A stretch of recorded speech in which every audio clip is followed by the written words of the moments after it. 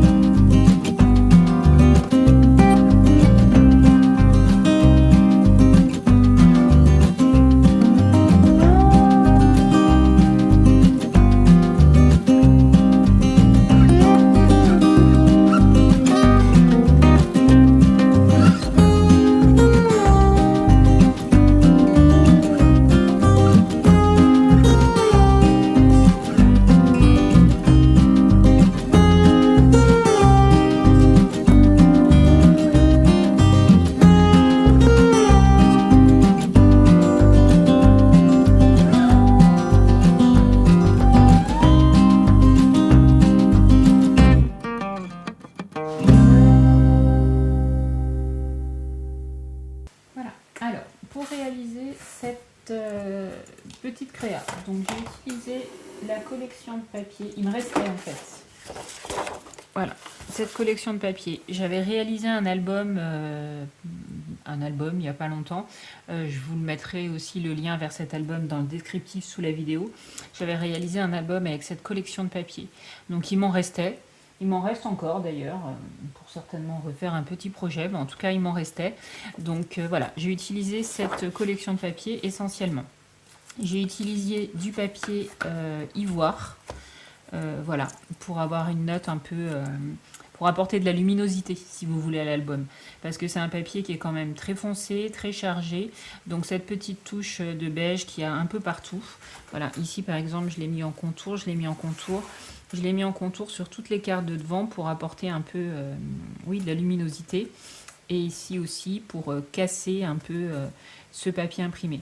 Donc je l'ai ancré, je ne sais pas si vous voyez. Donc toutes les petits...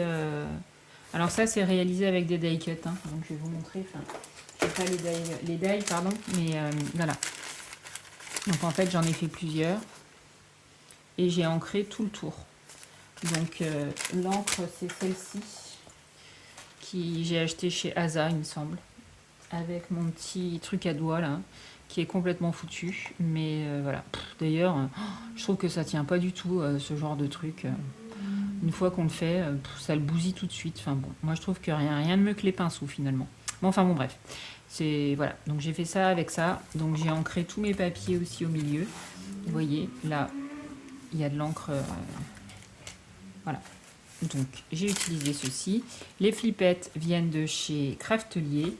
Et l'intérieur, donc j'ai mis un petit die avec du double face derrière. Donc moi je mets du double face sur mon papier et je coupe directement. Donc c'est un petit die comme ça.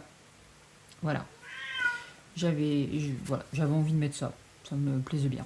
Bon, faut dire qu'il n'y en avait pas beaucoup parce que couper les 29 petits appareils photo, je le ferai pas pour un album de 90 photos quoi.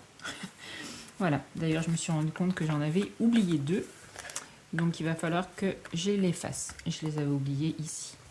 Donc voilà, après au niveau des petites décos, j'avais fait un peu exactement la même façon que j'avais fait mon premier album avec cette collection de papier. Avec les petits personnages à chaque fois. Voilà, j'aime bien cette petite collection de papier qui est masculine. On scrape peu des papiers masculins. Enfin, moi, en tout cas, j'en scrape peu. Et j'avoue que spontanément, j'aurais pas été acheter cette collection de papier. Et je suis très contente finalement que Audrey me l'ait envoyé dans le cadre du partenariat. Parce que ça m'a fait sortir un peu de ma zone de confort et de faire des créas que j'aurais pas spécialement fait avant. Voilà. Hop. Et toujours mon petite triste Elsa Scrap de mon album. Ah oui, ce ruban vient de chez Action. Voilà. Je crois que j'ai rien oublié. Et mon papier de base, c'est du papier en 210 grammes. Alors celui-là, c'est du papier, oui, le papier noir, en fait, on le trouve en 210 grammes. Je vais essayer de voir si je vous montre. On me demande souvent, donc voilà. Je l'ai. Donc c'est celui-là. C'est le trophée de Clairefontaine en 210 grammes. Donc mon papier noir, c'est ça. Hop.